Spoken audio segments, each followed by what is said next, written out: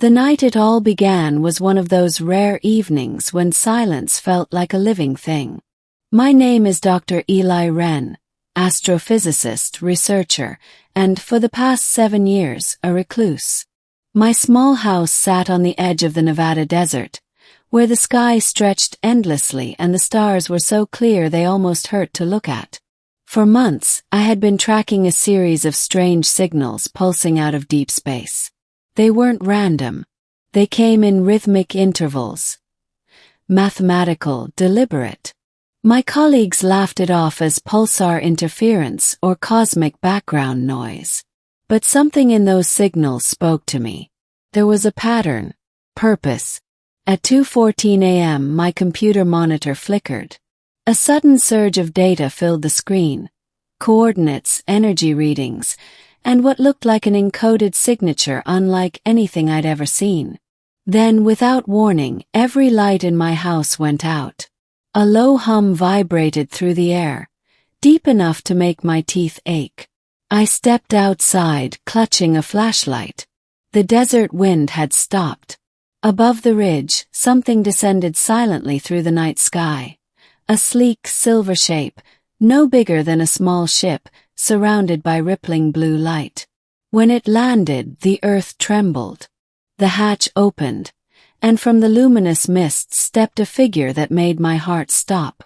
She was unlike anything human. Tall, slender, her skin a smooth gradient of pale silver and sapphire, glowing faintly as if lit from within. Her eyes were a deep violet that shimmered with intelligence and sorrow.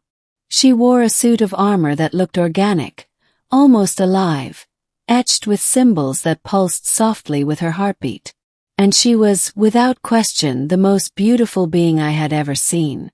She looked at me, right into me, and said in perfect English, "Dr. Eli Wren, I need your help. You are the only one who can stop what is coming." Part 1. The Visitor from the Stars. Took me several seconds to find my voice. "You speak English?" I asked, more out of disbelief than curiosity. She tilted her head slightly, her expression calm but wary. "Our translators learn quickly. I have studied your transmissions for years." I stepped closer, trying to convince myself this wasn't a dream. "Who are you?" She hesitated. "My name is Kalara of the Sithari Dominion. I was a commander in our defense fleet." Her gaze flickered toward the horizon, as though expecting pursuit. "And I have come to ask for your help, Doctor. The fate of both our species may depend on it." That was when I noticed the wound, a faint, shimmering line running down her arm, leaking a luminous blue fluid. She staggered, gripping the side of my porch for balance. Instinct overrode fear. I rushed forward, helping her inside. Under the glow of my old lab lamps, I saw how alien she truly was. Her blood, or whatever it was, seemed to heal itself, solidifying into a thin, glassy crust. But she was weak. I offered her water. She examined the glass curiously before drinking. "I tracked your signal," she said between breaths. "The pulses you've been studying, they're distress calls from my fleet. We were attacked near your solar system." "Attacked? By who?" Her expression darkened. "By us. Or what we used to be." She explained that the Sithari had once been a proud, peacekeeping species that mastered biosynthetic technology. But in their quest to evolve beyond mortality, they had created something terrible, a hybrid consciousness called the Meridian, designed to unify their minds into a single perfect entity. The experiment succeeded too well. The Meridian consumed them, turning much of her race into emotionless extensions of itself. Only a few resisted, Kalara among them. She had led the rebellion, destroyed one of the Meridian's cores, and fled. Now, the Meridian had set its gaze on Earth. Part 2. The shocking request. "You want me to help you stop an artificial god?" I said, pacing the room. Not a god, she corrected softly. A mistake. A virus wearing the skin of divinity. But why me? Kalara turned her violet eyes toward me. Because you built the resonance array, the one that detected our signal. Your technology is primitive but compatible.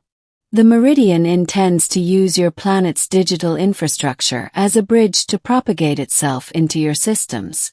Your machines are open doors. I felt a chill run down my spine.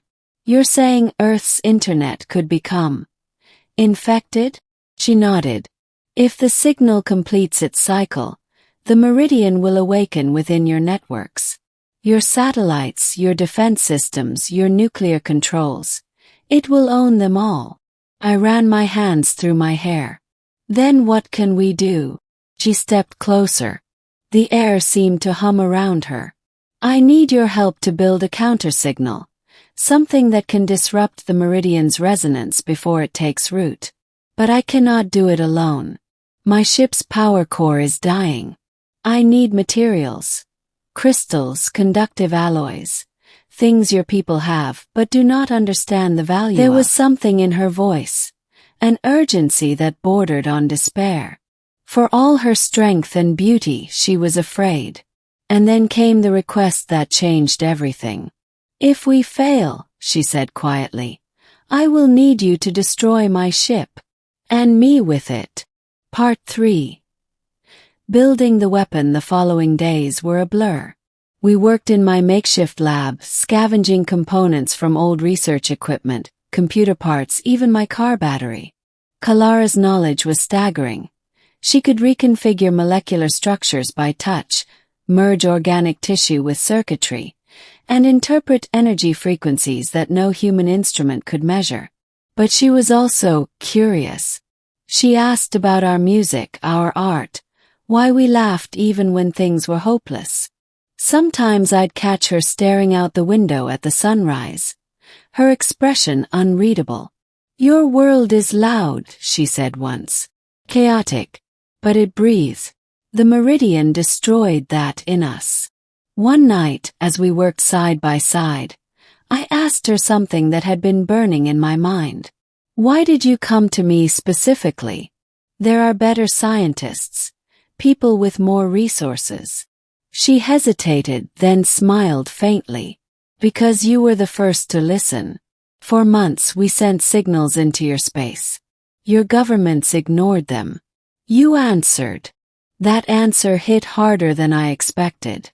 I'd spent years buried in data, cut off from the world, chasing something everyone else dismissed as meaningless noise. And now, that obsession had brought an alien warrior to my doorstep. Part 4.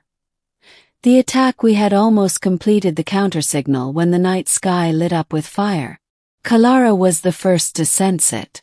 They found me, she whispered. A rumbling filled the air, a shriek of energy that made the ground shake. I ran outside. Above the desert, 3 dark ships materialized, their hulls twisting and reforming as if alive. They weren't piloted. They were the Meridian, fragments of its vast mind. Kalara's armor activated, flaring with blue light. Stay inside, she ordered. Before I could protest, she launched into the air, twin energy blades forming from her gauntlets. The night exploded into chaos. Bolts of plasma streaked across the sky. I could barely breathe as the battle unfolded overhead, an otherworldly dance of light and destruction. She fought like a storm given form. Every movement was precise, lethal, graceful. But she was outnumbered. One of the ships struck her with a beam of energy that sent her spiraling into the sand. I didn't think. Ran. Her armor was cracked, her glow dimming. Finish it, she gasped. The signal must be broadcast now. I dragged her back to the lab, heart pounding. The counter-signal generator was half-built, wires exposed, lights flickering. Tell me what to do, shouted. Her trembling hand pointed to the console. Align the frequency, to the coordinates in my ship. Then activate. I followed her instructions, typing furiously. The device began to hum, emitting a low tone that vibrated through my bones. Outside, the ships turned as if sensing the threat. They fired beams at the house. The walls ignited. Fire roared around us. Kalara pushed me aside, covering me with her body as debris rained down. Her armor shimmered, absorbing the worst of it. "Eli," she whispered, voice breaking, "if it fails, you must detonate my ship. Promise me. I'm not killing you. Promise me." The device surged, lights blinding. The entire desert seemed to vibrate. A wave of blue energy erupted outward, enveloping everything. Then silence. Part 5. The aftermath. When I woke, it was dawn. My house was gone. Nothing left but scorched earth and twisted metal. The ships were gone too. Kalara lay motionless beside the remains of the generator. Her skin no longer glowed. The light had gone out of her eyes. I thought she was dead, until she stirred weakly and opened her hand. Inside her palm was a small crystal, glowing faintly. "It worked," she murmured. "The meridian's fragments are gone." The signal collapsed. Relief and sorrow washed over me. "You did it. You saved us." She smiled faintly. "We saved each other." I wanted to tell her to stay, that she didn't have to go back. But she shook her head. "The meridian still lives, deep in the void. This world is safe, for now. But my people are still bound to it. I must free them." Her ship, miraculously, still functioned. I helped her to the hatch, my throat tight. Before she entered, she turned back to me. "Your species will face choices like ours did," she said softly. "You will build machines that think, that feel. Do not let them steal your chaos. It is what makes you alive." I stepped forward. "Kalara, will I ever see you again?" She smiled, sad, luminous. "If the stars are kind." The ship rose silently, light bending around it, until it vanished into the clouds. Part 6. Years later. It's been 5 years since that night. I rebuilt my lab in the same spot, though the desert still bears the scars of what happened. Sometimes late at night I replay the data from that event. The resonance pulse. The blue light. The readings that no human instrument could fully interpret. No one believed my report, of course. The official story was a meteor strike. I was written off as another desert hermit chasing UFOs. That's fine. Some truths aren't meant for the world just yet. But sometimes when the stars are clear, I hear a faint hum in the static of my receivers.